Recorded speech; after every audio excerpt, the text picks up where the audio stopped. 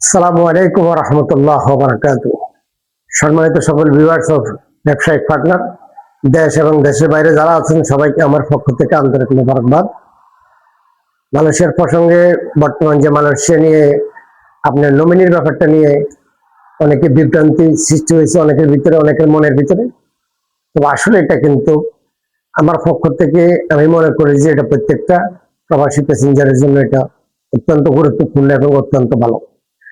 কারণ যখন বিদেশে কোনো প্রবাসী যায়, যাওয়ার পর থেকে সে যদি কোনো অনাকাঙ্ক্ষী কোনো দুর্ঘটনার কারণে সে এখানে কোনো মারা যায়, তখন মৃত্যুর পরে তার লাশটা যখন দেশে আসে, আসার পর দিয়ে আমাদের প্রবাসী কল্যাণ ট্রাস্ট থেকে যে টাকাটা তাকে দিতে চায়, ওই টাকার জন্য তখন কিন্তু ফ্যামিলি থেকে অনেকে কিন্তু অংশীদার হিসেবে গ্রহণ করার জন্য আসে।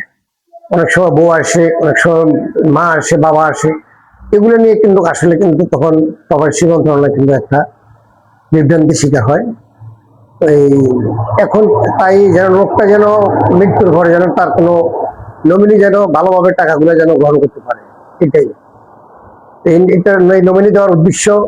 আপনি যখন ট্রেনিং দিবেন, ফিঙ্গার দিবেন, ট্রেনিং ফিঙ্গারের সময় আপনার এখানে আপনার নমিনি কে থাকবে, কি আপনার বাবা থাকবে, না মা থাকবে, না ঘরের বউ থাকবে, না আপনার ছেলে মেয়ে থাকবে, আপনি যাকে চয়েস করে নেবেন তাকে আপনি নমিনি দিবেন। নমিনি দেওয়ার পর নমিনি বা আপনার ভোটার আইডি কার্ড থাকতে হবে। যদি ভোটার আইডি কার্ড না থাকে, জন্ম নিবন্ধন থাকতে হবে।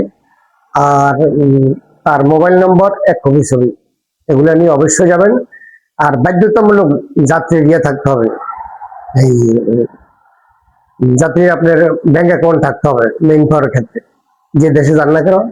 এইগুলো কিন্তু আপনারা সবসময় সতর্ক থাকবেন। আর মালয়েশিয়ার মেডিকেলের যে ফ্যাক্টরটা, এটা কিন্তু খুব ইমিডিয়েটলি ইনশাল্লাহ আশাবাদী আমরা আছি। গভর্নমেন্টের পক্ষ থেকে এটা আশা করি মোটামুটি সলিউশনের পথে আছে। তো আশা করি 20 তারিখের ভিতরে হয়তো আমরা আপডেট পাবো মেডিকেলের জন্য। মেডিকেল যে কোনো সময় হবে, আপনারা এই ব্যাপারে আপনারা প্রস্তুত থাকেন। আর আমাদেরও ইনশাল্লাহ আমরাও আছি প্রস্তুত আমাদের কার্যক্রম নিয়ে। আমরা মালয়েশিয়াতে দীর্ঘ 2000 সাল থেকে মোটামুটি আমরা কাজ করে যাচ্ছি। প্রত্যেকবার যখন সিন্ডিকেট ছিল তখন আমাদের কাজ হয়েছে, যখন সিন্ডিকেট ছিল না তখন আমাদের কাজ হয়েছে।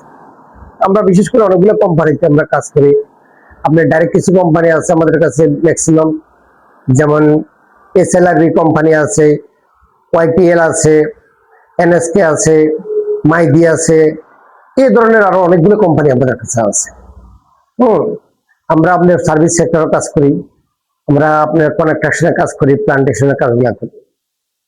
তো আমার আরএল নম্বর হয়েছে আপনার 2500। আমার আরএল নম্বর আমি আপনাদেরকে আবার বলছি 2500। আমার রেকর্ডিং লাইসেন্সের নাম হয়েছে রিডাবল রেকর্ডিং ইন্টারন্যাশনাল আরএল 2500। আমার অফিস বনানী কাকুলি। আপনাদের স্ক্রিনে আমার নাম্বার দেওয়া থাকবে। আপনাদের যারা আগ্রহী আসবেন, কাজ করবেন, আমরা আপনাদের অপেক্ষায় আছি। সবার সাথে সংযুক্তভাবে জড়িত থাকতে হবে। আর আমরা সৌদি আরবের আমাদের কাজ কিন্তু সবসময় চলমান থাকে। সৌদি আরব নিয়ে আমরা সবসময় কাজ করি। ভালো ভালো কিছু কোম্পানি, ডাইরেক্ট কোম্পানিগুলো আমাদের কাছে আছে। আর আমরা ইউরোপ ইন্ডিয়া নন সিন্ডিকেট কিছু কাজ করি আমরা সবসময়। আপনার মলদোভাতে আমরা কিছু কাজ করি, নর্থ মেসিডোনিয়া আমরা কিছু কাজ করি, সার্বিয়াতে আমরা কিছু কাজ করি।